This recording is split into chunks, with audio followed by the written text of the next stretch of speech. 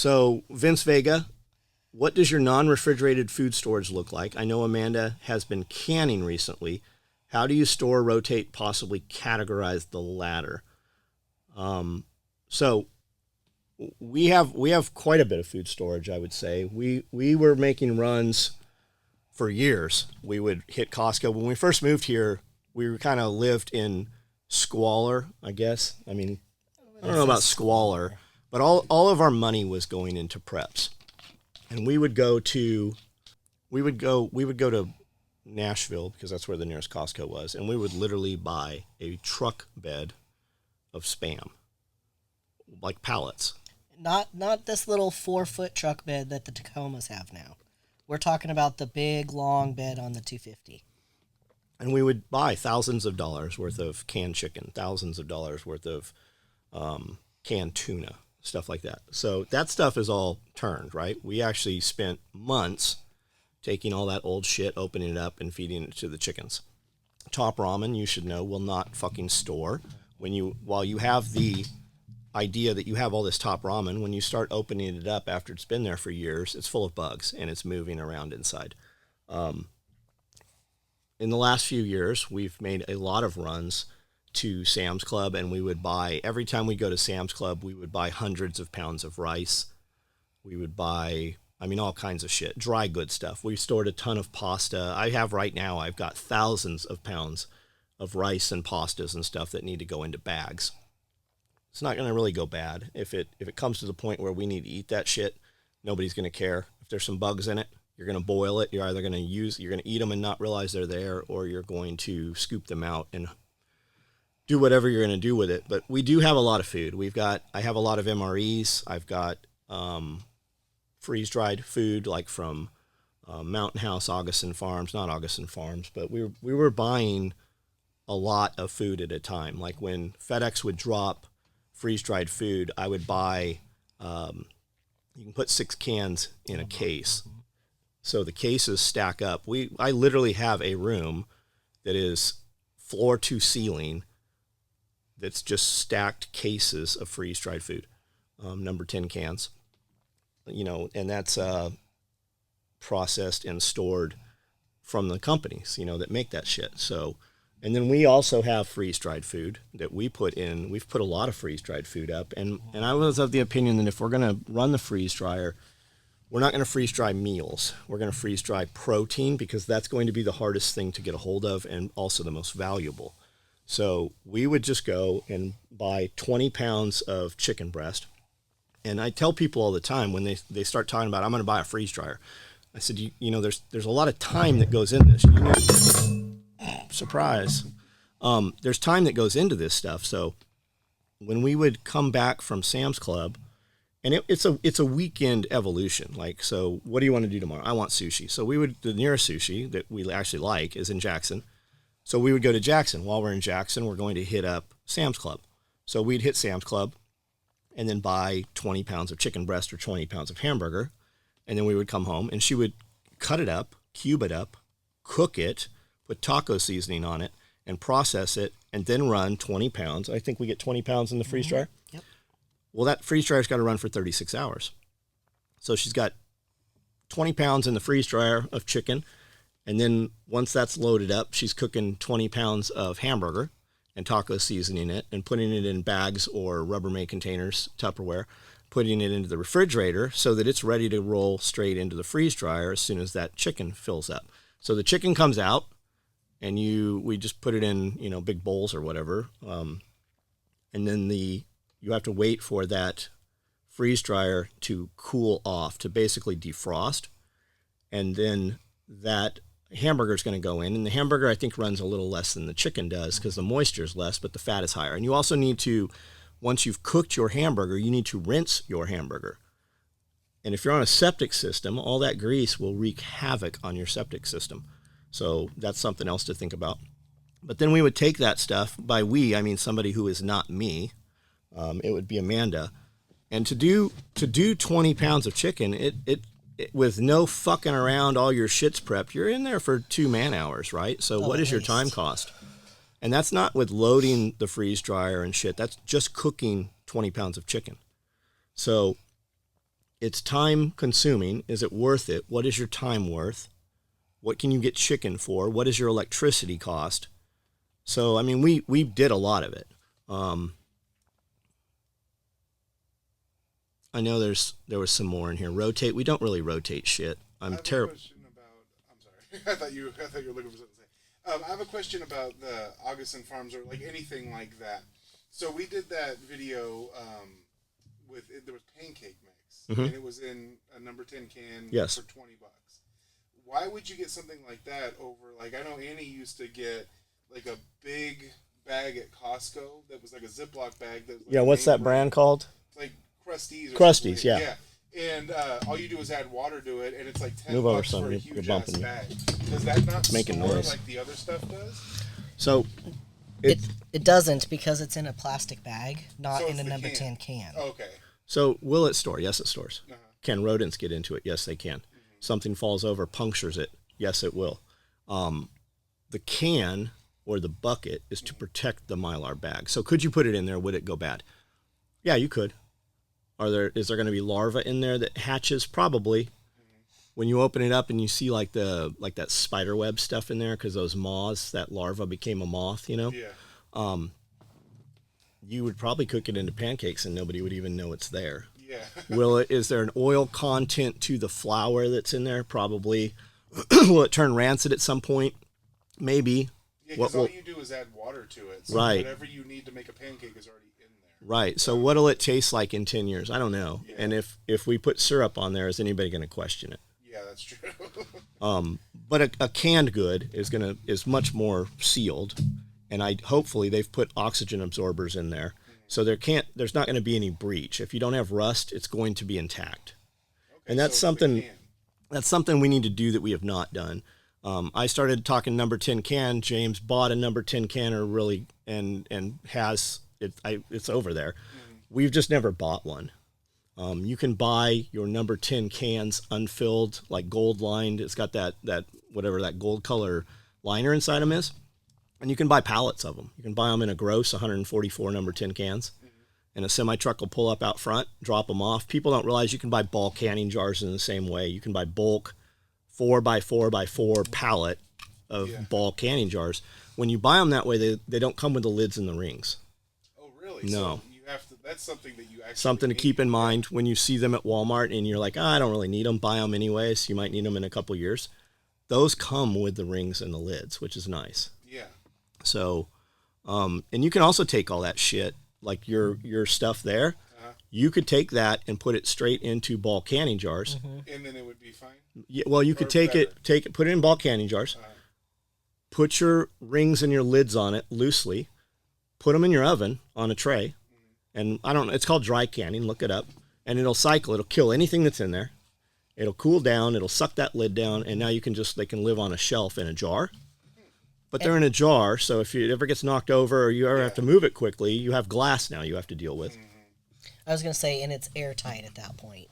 I might do that just as an experiment. We haven't had that kind of stuff in a long time. Like, I think you have to get it at Costco. But just to see if it works, like if I dry can it and then open it back up and see if it'll like use it, see what happens. It'll work. You can get it at Sam's Club too. The other thing you can do if you're going to put it in ball jars is you could put an O2 absorber in there and then use a vacuum sealer that has a jar attachment, which sucks all the air out of it, and now it's airtight too.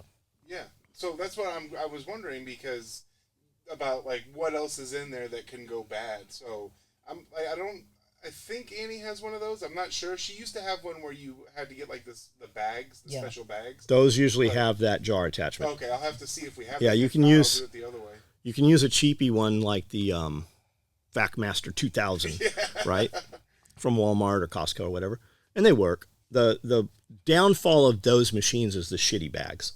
Yeah, you got to use their proprietary bags, so that's where they make their money on is the reloadable bags, right?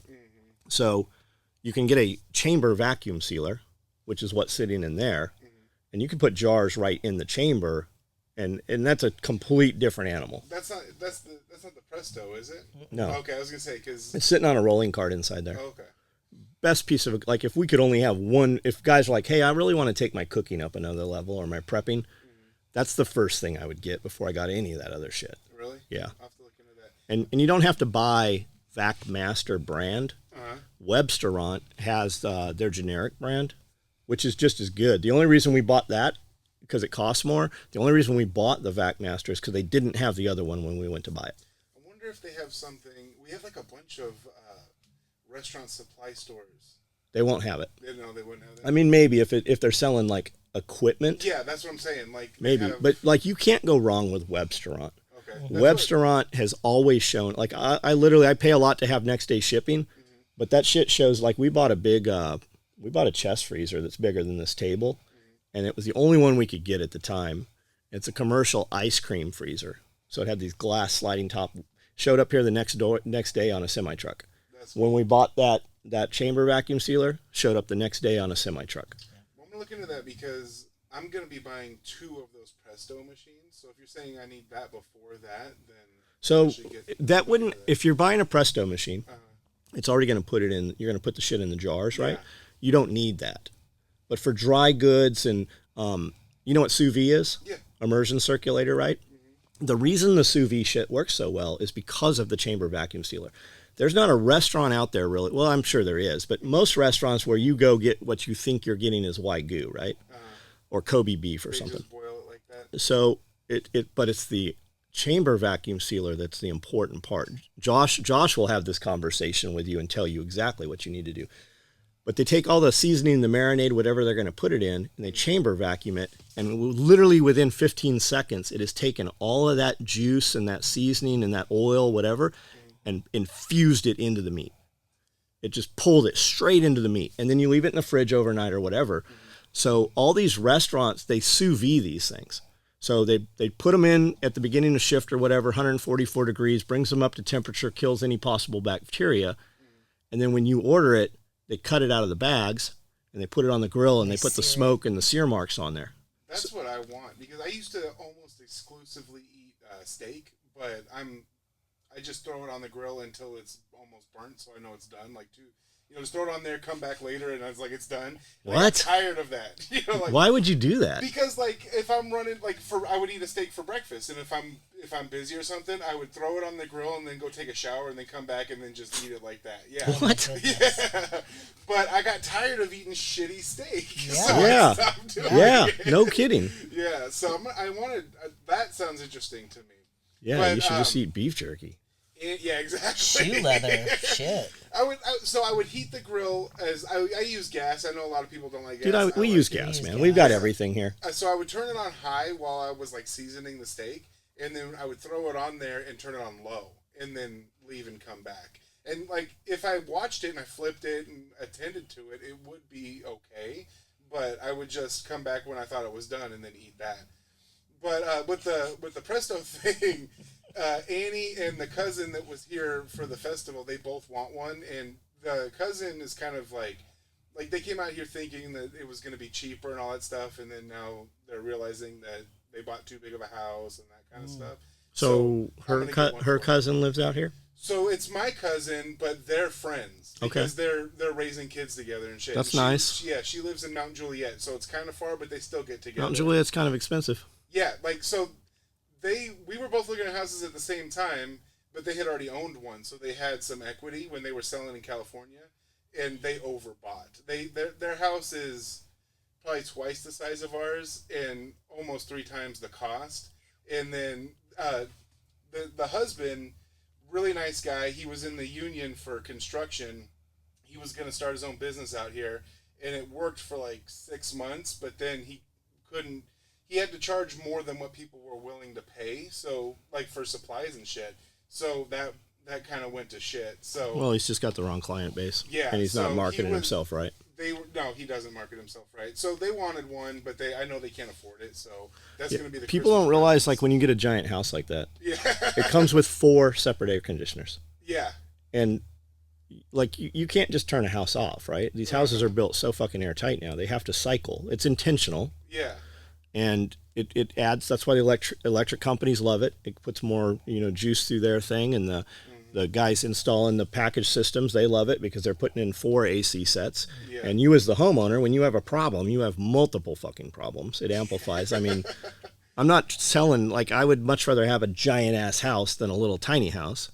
Yeah, but you have to be prepared. So we were talking about the trucks. Like, I have an unrealistic goal of wanting to get a T-Rex, which is the $100,000. I would love for you to have that. Yeah, but it gets 7 miles to the gallon. It's got special tires, all that shit. Like, you have to have money to own it. So you have to pay the $100,000 to get it. Yeah. But then you also have to have that money to maintain it and own it. It's like having a Range Rover. I think that's what their problem was with the house. They were able to qualify for the loan, whatever they had to get to make up the difference. Yeah. But then that's it. You know, they didn't realize that it costs money to live in a big ass house. So Pierre said something that really has stuck with me since the day I heard him say it. And we were talking about all these cars that you see out there, right? Mm-hmm. So he uses the example of, I don't remember what it was, some Mercedes-Benz, right? And so he's like, this is a $120,000 Mercedes-Benz. It's 10 years old, and they're selling it for $20,000. And you got a lot of dudes that can afford they can afford the $20,000 version, right? So they buy it. But these are the $20,000 Mercedes-Benz that used to cost $120,000 that you see in the parking lot with the bald tires. Yeah, exactly. They don't realize that, yes, you can buy this $120,000 car 10 years later for $20,000, the brakes still cost $4,000 when you do the brakes, right? When we put tires, like just the Pirelli P0 tires, I mean, you're $4,000 putting tires on the Panamera. Yeah. And they last 6 months. Exactly. Like, my goal when I get in any of those cars was to drive over 100 miles an hour. And I always did. And it showed in the tires constantly. So, yeah, you can do it. But should you do it? Like, having a big ass place, I still really like the idea of having a little tiny house on the property where we can just walk out there and fucking sleep there for the weekend. Yeah. You know, with no electronics out there. There's nothing connected. There's no fucking Wi-Fi out there. Just away from it, you know? That is like my dream. Get a little cabin out in the woods. Like, and it would have to be a weekend deal. Like, I couldn't live out there, especially with the family and work and all that shit. But just to go out there and leave everything behind. But a lot of people doing homesteads, setting up on big properties, right? Especially right now. I think there's a lot of shock happening. People weren't realizing when they sold these big, huge California homes and New York homes, and they were valued, let's say they were valued at $500,000, but they sold them at $1.5 million. Yeah. So they're going to move to the middle. So here is a good example, right? Property's $1,000 an acre. It is. So the first thing they did is bought a $90,000 F450 and a $100,000 big ass camper and moved in here. And they're like, okay, here we are now. Contractor, build my stuff. And contractors are like, we can't touch your shit for 4 years. So what are they building? They're bringing in these tiny homes.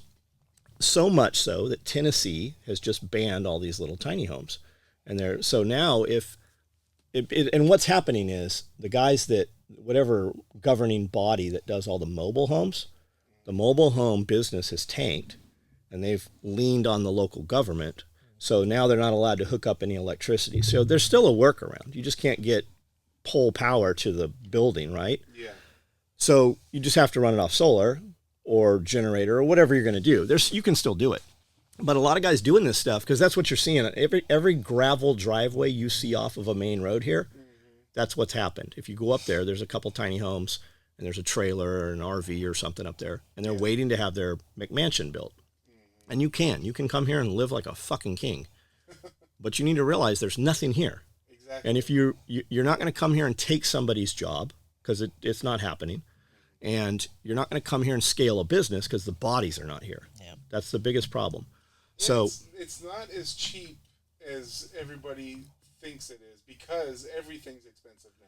Well, when I left California, I was paying $5 a gallon for gas, and I have to use 91 or above because I have a turbo. I think I just paid like $4.25 or something like that. So it's cheaper, but it's not like it was $2 when we moved here a year ago. You know? Also coming from San Diego, right? We had SDG&E, San Diego, gas and electric. That was one bill.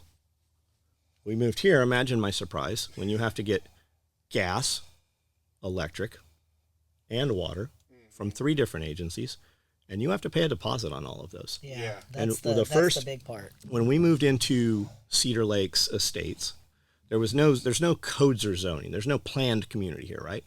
So when we drove in there, there's one way in, one way out, and it's a circle within a circle. It's kind of like a big figure 8, 2 private lakes, and the houses are all on, multiple acres. It's beautiful in there. But because we were backed up to the hunting lodge, wherever our house fell on that plan, that map, we were considered agriculture. So when we paid our deposit for water, we had to pay down like $600 for deposit for water, right? And we moved here with nothing. Like we ran out of gas on the way here, and luckily had fuel to put in the truck to continue getting here. We came with nothing. Like we were eating food that we brought from California when we got here. So there's surprises you're not aware of, but once you're established, you know. This has nothing to do with that, but you were talking about having to hook everything up. I got into a huge fight with, I think we have, I always call it CDC, but it's not CDC, it's CDE, it's whatever the electric is out there. And I tried to hook it up on our way here. So we were going to take like 7 days, stop in Arizona, see the grandparents, stuff like that. So on our way here, I was trying to hook it up. Since I'm married, they wouldn't let me do it without her permission. And I was like, well, let's do it this way. I'm getting divorced, you know, and this is going to be my house. They're like, too bad, we need her permission. Yeah. Plus, like, you know? Plus, when you get here, they want like two forms of right. Yeah. They won't put it in your name until you have some other shit coming in your name. Well, who the fuck? Which one's going to be the first to let me have some shit in my name? Exactly. Yeah. So, yeah, it's weird. So, Vince, as far as food storage, if you're ever here, I'll be happy to show you what we're doing.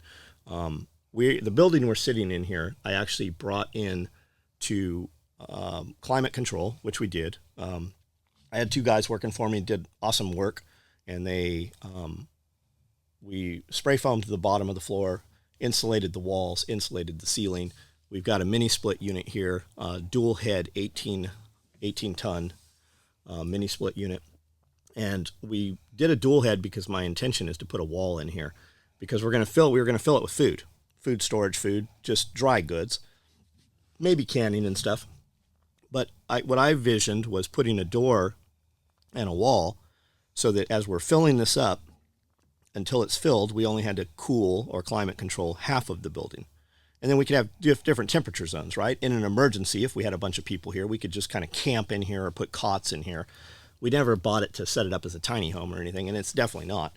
And now we just there's stuff in here. What you don't see in front of me is stacks of 5-gallon buckets that are empty, and stacks, I just turned this light on in my pocket, and stacks of, I guess it's been on and it's dead. Good to know. Egg crates, right? We have a friend that owns a restaurant, and he gives us all his egg crates, those 18 flat tracks. I've probably got 1,000 of those things in here. Spider magnets is what they are. Kerosene heaters and all kinds of just stuff that we buy and think we might need and want, but it's kind of in the way, so it kind of comes in here, and every few months it kind of gets organized. And that's what this building is. But so what I was saying was a lot of people will bring in one building, and you can kind of build it out as your first tiny home or whatever, and then bring in another one and make that like your kitchen area and build a badass kitchen, right? And then bring in another one, and that's a living room area. And if you set them up in a horseshoe or an L shape, you can have a really nice deck out front, put a hot tub out there, put a fire pit, put a canopy over there, so even when it's raining, you have some outdoor space. And then you can just climately control the zones that you're going to use. And they have these little wood stove fire boxes, basically heaters, and they're literally 12 by 12 inches. I think the Lots Project has one in their camper. But there's some guys on YouTube, and all they do is they're like ski instructors, and they just travel around where there's ski, and they live in these little trailers. Literally like attached to their truck, like a 16-foot trailer. Yeah, like it looks like a house, but they're dragging it with. No, it just looks like a fucking trailer. Oh, I've seen them where they make them nice, yeah. But these fire boxes, man, even like those camping fire, the tent stoves. Yeah. You could duct one right out the wall here, and you could have this thing cooked within 30 minutes. This thing would be so hot, you'd be fucking opening the doors, you know. Mm-hmm. And those ones are like, I don't even know how to tell the difference, how I explain the difference, but there's some, like I see them all the time where it's empty on the inside, and then you go to Home Depot and you can see like the super fancy tiny homes that are already pre-built, like with everything in it. You're talking about the ones that are empty, and then that way you can do whatever you want to. I'm talking about the ones that look like this one. Yeah, exactly. Yeah. Yeah, we call them sheds. We can church it up all you want. Amanda and I were at a lot about 30 minutes from here that had probably 30 of those things on it. Yeah. And they started at $100,000. They were $100,000 to $160,000. Mm-hmm. They're real cute. I mean, they're beautiful. But when you look at them, it's you're like, oh, these are quartz countertops. Nope, those are fucking plastic countertops. And like it's all RV shit. It's like going in the RV and you're like, I'm in the cheap RV. It's all that stuff that doesn't fit. It's not standard size anything. Regular size. Yeah, and cheap RV stuff is still very expensive. Like, and if you bought a shed, Durskin makes a really good shed, right? And they make them 16 feet wide. Well, if a 52-foot shed that's 2 feet wider, that's fucking a lot of square feet that you've added, right? Even if you walled it off and just used it as closet the whole length of the building. So if you start with a good shed, and they're going to build them differently, right? They're going to be spec'd on the joists underneath are going to be 12 inches instead of 16. Your floor studs are going to be, your wall studs are going to be every 18 inches. It's going to be built on spec. And they've got lofts inside them and shit. And then you bring in a crew to finish them out, right? And you can build them beautiful. You can build them very minimalistic Scandinavian style with like white ash walls or you know whatever. You can like it's literally a shell, so you can do whatever. It's a blank canvas. Yeah. And I like that idea way better than buying one of those premium. Yeah, and having multiples, man. You can, especially if you have a family, you can just kind of compartmentalize. Yeah. Having the big ass shop here, Amanda and I we could be mad. I mean, I'm never wrong. She's mad about silly shit all the time. But we can be in the same building and not even see each other for days. That's my goal. I want to hide because when we're arguing, she follows me. I'm like, we grew up being told to walk away from conflict. Well, that means that means what she really is looking for is rough sex. Yeah, that's exactly what it is. That usually fixes everything. But like, she knows where I am all the time, and my office is like, once you're in there, there's only one way out, and she'll stand there and argue with me. I'm like, what are you doing? Like, I walked away from this. Right. So I need a place to hide. Okay, so we've got like 20 questions, and we've only answered 4. We're both too aggressive for that. Yeah. Like that would be a bad time. That would be a bad time. We have learned to just separate and go our own ways. Like, this sounds bad, but I feel like I'm too nice when it comes to that because in my head I am so angry, but then I'm like, please just leave. What's the cost? What's the cost of being right? Well, I don't even want to be right. I just want to stop. What's the cost of being right? Yeah, you're right. It depends. Sometimes it's important. Sometimes it's not. Yeah, man, I'm talking about realest, one of the realest to try. My family, SOE,